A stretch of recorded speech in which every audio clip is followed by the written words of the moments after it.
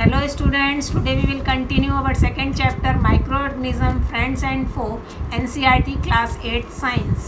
Last video में हम लोगों ने फ्रेंडली माइक्रो ऑर्गेनिज्म जो है डिस्कस किए थे। आज हम लोग जो है हार्मफुल माइक्रो ऑर्गेनिज्म डिस्कस करेंगे। कुछ माइक्रो ऑर्गेनिज्म ऐसे भी होते हैं जो हमको हार्म पहुंचाते हैं। Many micro organism are harmful to human beings, plants and animal. कुछ माइक्रो ऑर्गेनिज्म प्लांट, एनिमल्स और ह्यूमन बींग्स को जो है हार्म पहुंचाते हैं। Such micro organism may cause disease in human, plants and animal. और इस तरह से ये ह्यूमन, प्लांट्स और एनिमल में जो है अलग अलग तरह के डिजीज़ जो फैलाते हैं।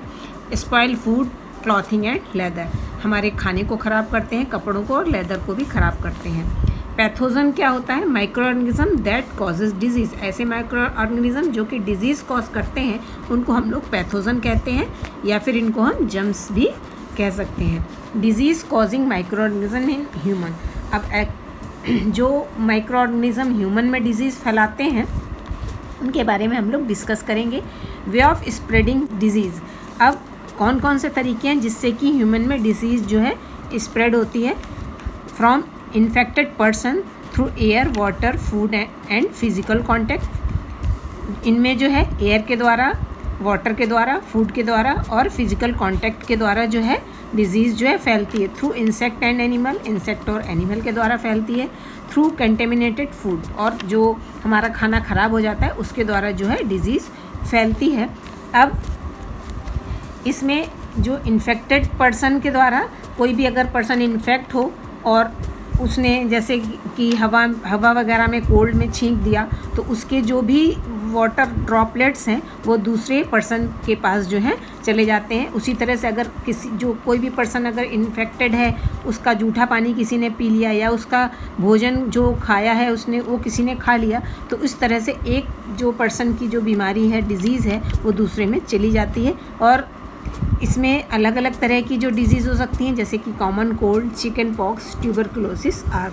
When a person suffering from common cold, अगर इसमें कोई भी पर्सन जो है अगर कॉमन कोल्ड से जो है सफ़र कर रहा है and cold and sneeze find droplets of moisture carrying thousands of virus, तो उसके जो स्नीज जब वो करता है तो उसमें बहुत सारे जो है ड्रॉपलेट्स जो बाहर निकलते हैं, उसमें जो है थाउजेंड्स ऑफ वायरस होते हैं। Are spread in the air, जो कि हवा में जो है स्प्रेड हो जाते हैं। द वायरस में enter the body of the healthy person, और यही वायरस जो है हेल्दी पर्सन में जो है एंटर कर जाते हैं जब वो ब्रीथ करता है। अब है थ्रू इंसेक्ट एंड एनिमल। अब इंसेक्ट और एनिमल से भी जो है कुछ डिजीज़ जो है स्प्रेड होती हैं, जैसे कि हाउस फ्लाई और हमारा ये एनोफिलिस मॉस्किटो, और दूसरा है ये एडीज़ मॉस्किटो। एनोफिलिस मॉस्किटो से मलेरिया फैलता है और एडीज़ मॉस्किटो से जो है डेंगू फैलता है। और हाउस फ्लाई भी जो है अलग अलग तरह की इन्फेक्टेड जगह वगैरह में बैठ के हमारे फूड वगैरह में बैठ जाती हैं, जिससे कि अलग अलग तरह की डिजीज़ जो है फैल जाती है। और डॉग, मंकी के द्वारा जो है रेबीज़ फैलता है। यहाँ पे आपकी बुक में बताया गया है house fly is one such carrier, the flies sit on the garbage and animal excreta.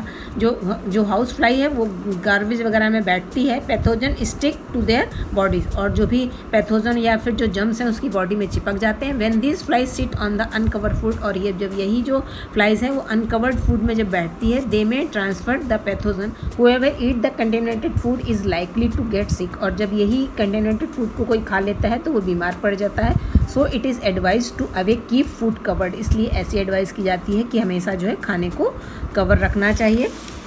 अब है थ्रू कंटेमिनेटेड फूड, अगर जो खाना हमारा खुला पड़ा है, ख़राब हो गया है, तो उससे भी जो है डिजीज़ फैलती है और हमको जो है फूड पॉइजनिंग हो जाती है।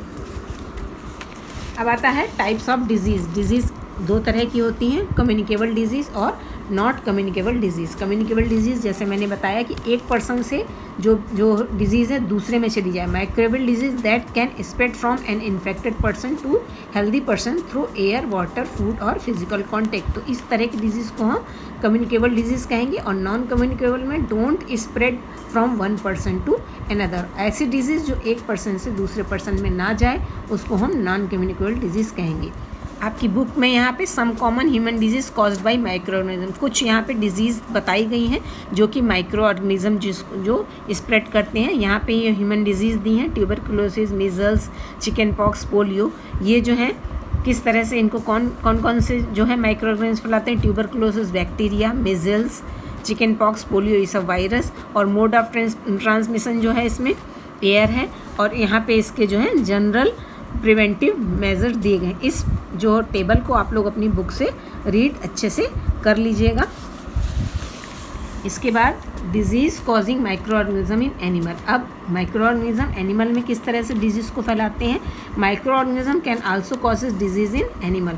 ये जो अभी हमने ह्यूमन बीइंग्स में पढ़ा, उसी तरह से माइक्रो ऑर्गेनिज्म एनिमल्स में भी जो है डिजीज़ को स्प्रेड करते हैं। For example anthrax disease in human and cattle bye bacterium, ये जो है बैक्टीरियम के द्वारा स्प्रेड होती है। Food and mouth disease by virus, तो ये जो डिजीज़ हैं ये एनिमल में स्प्रेड होती है। इसके बाद disease causing micro organism in plant. अब प्लांट में माइक्रो ऑर्गेनिज्म जो है किस तरह से डिजीज़ को फैलाते हैं। Micro organism also causes disease in plant. ये प्लांट में भी जो है डिजीज़ को फैलाते हैं, like wheat, rice, potato, sugar cane, orange, apple etcetera. अब यहाँ पे कुछ एग्जाम्पल दिए हैं, जैसे कि citrus canker in orange and lemon. Lemon और ऑरेंज में जो है एक तरह का जो है डिजीज़ होती है सिट्रस कैंकर, जो कि बैक्टीरिया के द्वारा फैलती है। फिर दूसरा है रस्ट ऑफ व्हीट, जो कि फंजाई के द्वारा फैलती है। येलो वेन मोज़ेक ऑफ भिंडी, जिसको हम ओकरा भी बोलते हैं, ये वायरस के द्वारा फैलती है। ये हमारी जो है प्लांट्स की डिजीज़ हैं। ये आपकी बुक में यहाँ पे टेबल में भी दिखाई गई हैं, इससे आप लोग पढ़ लीजिएगा। इसके बाद आता है फूड पॉइजनिंग। अब फूड पॉइजनिंग क्या होती है। Food poisoning could be due to the consumption of food spoiled by some micro organism. ऐसा फूड जो कि माइक्रो ऑर्गेनिज्म ने उसको एक्सपॉइल कर दिया हो, अगर उसी फूड को हम लोग खा लेते हैं तो हमें फूड पॉइजनिंग हो जाती है। Micro organism that grow on our food sometimes produce toxic substance. ये जो माइक्रो ऑर्गेनिज्म है हमारे फूड में जो है कभी कभी टॉक्सिक सब्सटेंस जो है ग्रो कर देते हैं। These make the food poisonous, और इससे हमारा फूड जो है पॉइजनस हो जाता है। Causing serious illness and even death, इससे हमें कभी कभी बहुत ही ज़्यादा जो है सीरियस इलनेस हो जाती है और कभी कभी डेथ भी हो जाती है। अब आता है फूड प्रिजर्वेशन। अब जो जैसा अभी हमने फूड पॉइजनिंग में पढ़ा कि फूड अगर हमारा ख़राब हो जाता है तो हमें फूड पॉइजनिंग हो जाती है, तो फूड हमारा ख़राब ना हो उसके लिए हमें फूड को प्रिजर्व करना पड़ता है। और फूड को कैसे प्रिजर्व करते हैं ये हम देखेंगे। Food can be protected from getting spoiled by following various method of food preservation. तो यहाँ पे कुछ मेथड हमने बताए हैं जिसके द्वारा जो है फूड को प्रिजर्व कर सकते हैं। We have to save it from attack of micro organism, जिससे कि हम अपने फूड को माइक्रो ऑर्गेनिज्म के द्वारा ख़राब होने से बचा सकते हैं। यहाँ पे कुछ मेथड दिए हैं, जैसे कि chemical method, preservation by common salt, preservation by sugar, preservation by oil and vinegar, heat and cold treatment and storage and packing. अब इसमें जो है हम आपको बुक से इसको बताएंगे वन बाय वन। तो फूड प्रिजर्वेशन में जो हमने पहला मेथड बताया था केमिकल मेथड, उसमें सॉल्ट और एडिबल ऑयल जो है कॉमन केमिकल है, इनको हम प्रिजर्वेटिव भी कहते हैं। ये हमारे भोजन अगर हम इनको फूड में मिला देते हैं तो ये इससे हमारा जो फूड है ख़राब नहीं होता है। और भी केमिकल्स होते हैं जैसे कि sodium benzoate and sodium metabisulphide, इससे इसको भी अगर हम फूड में डाल देते हैं तो ये भी इससे भी हमारा खाना जो है स्पॉयल नहीं होता है। Preservation by common salt. अब कुछ चीज़ें जो हैं जिसमें कि हम सॉल्ट डालते हैं प्रिजर्वेशन के लिए, जैसे कि मीट एंड फिश में उसको प्रिजर्व करने के लिए, आंवला को, रॉ मैंगोज़ को प्रिजर्व करने के लिए हम लोग सॉल्ट का यूज़ करते हैं और इससे जो हम इसको प्रिजर्व कर सकते हैं। Preservation by sugar. अब कुछ चीज़ें ऐसी होती हैं जिनमें कि शुगर ऐड करने से वो चीज़ें प्रिजर्व होती हैं, जैसे jam, jellies, squashes are preserve by the sugar. Sugar reduce the moisture. अब शुगर को ऐड करने से उसका जो मॉइस्चर है वो रिड्यूस हो जाता है और वो जो है ख़राब नहीं होती हैं चीज़ें। Preservation of oil and vinegar. Oil and vinegar को भी अगर हम फूड में डाल देते हैं तो उससे भी चीज़ें जो है ख़राब नहीं होती। इनका यूज़ हम लोग पिकल्स वगैरह में करते हैं, वेजिटेबल, फ्रूट, फिश, मीट आदि और चीज़ों में भी इसका जो है हम लोग यूज़ करते हैं। फिर है हीट एंड कोल्ड ट्रीटमेंट। अब किसी जब ज़्यादा अगर हम हीट, अगर जैसे कि आपको जैसे दूध वगैरह को ज़्यादा देर अगर हम खौला दें तो वो बहुत देर तक ख़राब नहीं होता है, या फिर किसी चीज़ को ख़राब होने से बचाने के लिए उसको हमें कोल्ड ट्रीटमेंट, जैसे कि उसको हम अगर बहुत कम टेम्परेचर फ्रिज वगैरह में रख दें तो भी चीज़ें ख़राब नहीं होती हैं और वो जो जर्म्स हैं वो उसमें किल करने का काम करते हैं। तो इस तरह से हमारा जो फूड है हॉट एंड कोल्ड ट्रीटमेंट के द्वारा उसको भी हम बचा सकते हैं। अब यहाँ पे आपकी बुक में बताया गया है पॉइस्चराइजेशन क्या होता है। Pasteurize milk can be consumed without boiling. Pasteurize milk को हम बगैर बॉयल करे भी कंज्यूम कर सकते हैं as it is free from harmful microbes, क्योंकि इसमें हार्मफुल माइक्रोब्स नहीं होते हैं। The milk is heated to about 70 degree centigrade. इस मिल्क को 70 डिग्री सेंटीग्रेड तक गर्म किया जाता है 15 से 30 सेकेंड तक, एंड देन सडनली चिल, और फिर उसके बाद अचानक जो है इसको ठंडा किया करके स्टोर किया जाता है। By doing so it prevent the growth of microbe. ऐसा करने से इसमें जो है माइक्रोब्स की ग्रोथ जो है वो रुक जाती है, और इस प्रोसेस को हम लोग जो है पॉइस्चराइजेशन कहते हैं। इस प्रोसेस को डिस्कवर किसने किया था? लुइस पॉइस्चर ने। अब आता है कि हमारा फूड जो है उसको हमने ख़राब होने से बचा लिया, अब उसको स्टोरेज और पैकिंग भी करनी होती है। These days dry fruits and even vegetables are sold in sealed air tight packets. अब जितने भी हमारे फ्रूट्स वगैरह हैं या जो ड्राई फ्रूट्स हैं उनको आजकल एयर टाइट में जो है पैक किया जाता है, जिससे कि माइक्रोब्स के अटैक से उसको हम बचा सकते हैं। अब नाइट्रोजन फिक्सेशन क्या है उसको समझेंगे। Nitrogen fixation certain plants such as peas, beans, pulses etcetera, जिनको कि हम लेगुमिनस प्लांट्स कहते हैं, हैव द बैक्टीरियम राइजोम, जिसमें कि एक तरह का जो है बैक्टीरियम पाया जाता है जिसको राइजोबियम बोलते हैं। On the nodules of the root, ये इसकी रूट के न्यूडल्स में होते हैं। They can take up atmospheric nitrogen. ये जो बैक्टीरिया है राइजोबियम, ये एटमॉस्फेयर के नाइट्रोजन को लेते हैं and convert it into the nitrite and ammonia, और इसको जो है उस नाइट्रोजन को नाइट्रेट, अमोनिया और नाइट्राइट में कन्वर्ट कर देते हैं। This soluble form of nitrogen get mixed up with the soil, और ये जो फॉर्म है नाइट्राइट और अमोनिया का, ये जो है सॉइल के द्वारा आसानी से ले लिया जाता है। After the decay of such plants sometimes nitrogen get fix through the action of lightning, और कभी कभी ये जो नाइट्रोजन की फिक्सेशन है ये लाइटनिंग के द्वारा होती है। During rainy season, during lightning nitrogen and oxygen of air, और लाइटनिंग के समय जो हमारी एटमॉस्फेयर की नाइट्रोजन है वो ऑक्सीजन के साथ मिल जाती है और रिएक्ट करके जो है नाइट्रिक एसिड बनाती है। This nitric acid react with lime stone in the soil, और ये जो नाइट्रिक एसिड है ये सॉइल में जो लाइम स्टोन होता है उसके साथ मिलकर नाइट्रेट बना लेती है। This nitrate are absorb by the plant, और ये जो नाइट्रेट है वो प्लांट के द्वारा एब्जॉर्ब किया जाता है। इसको हम नाइट्रोजन फिक्सेशन बोलते हैं। अब हमारा आता है नाइट्रोजन साइकिल, जिसको कि हम बुक से समझेंगे।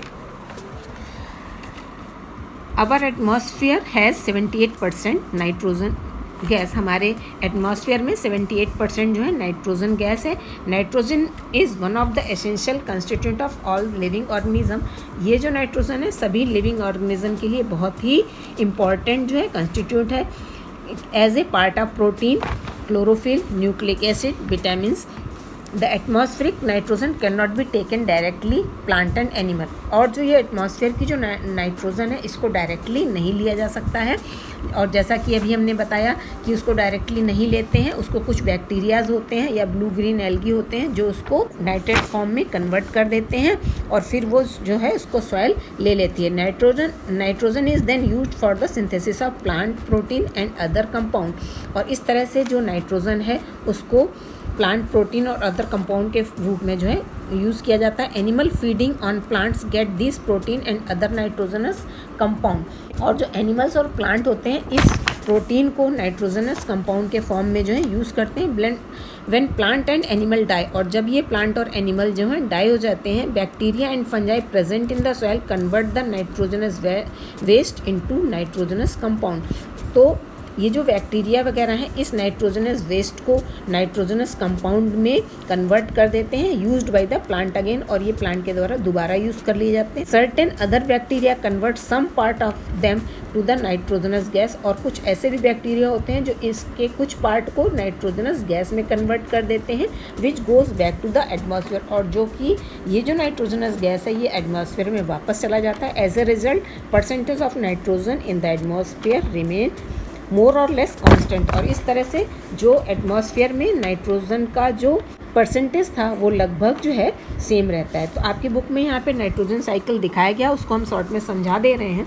ये जो जैसा कि अभी हमने आपको बताया कि ये जो एटमॉस्फेयर की नाइट्रोजन है ये तो एक तो जो लाइटनिंग के द्वारा जब रेनी सीजन में जो होता है उसके द्वारा इसका फिक्सेशन होता है और ये हमारी सॉइल में आके मिल जाती है। और दूसरा जो है नाइट्रोजन फिक्सिंग बैक्टीरिया और ब्लू ग्रीन एल्गी जो है नाइट्रोजन फिक्सेशन करते हैं। Bacteria in turn fix nitrogen into nitrogenous compound, और ये जो बैक्टीरिया और ब्लू ग्रीन एल्गी हैं इसको नाइट्रोजनस कंपाउंड में कन्वर्ट कर देते हैं और ये जो है सॉइल में मिक्स हो जाती है। फिर ये जो सॉइल में मिक्स नाइट्रोजन है, नाइट्रेट वगैरह या अमोनिया के फॉर्म में, ये प्लांट के द्वारा ले ली जाती है और फिर ये जो प्लांट है इसको जो है एनिमल या फिर प्लांट जो है कंज्यूम करते हैं, ईट करते हैं। Nitrogenous waste from excretion and death, और जो नाइट्रोजन वेस्ट हैं इनके एक्सक्रीशन या फिर इनके डेथ के द्वारा ये जो है फिर से सॉइल में वापस आ जाते हैं। कुछ बैक्टीरिया जो हैं इनको bacteria turn compound of nitrogen इनको नाइट्रोजनस गैस। कुछ बैक्टीरिया ऐसे भी होते हैं जो इनके एक्सक्रीशन वाले फॉर्म को नाइट्रोजनस गैस में डायरेक्ट कन्वर्ट कर देते हैं और ये नाइट्रोजन डायरेक्ट जो है एटमॉस्फेयर में चली जाती है। तो ये हमारा नाइट्रोजन साइकिल था और इस तरह से ये जो चैप्टर आज हमारा है ये कंप्लीट होता है। Thank you.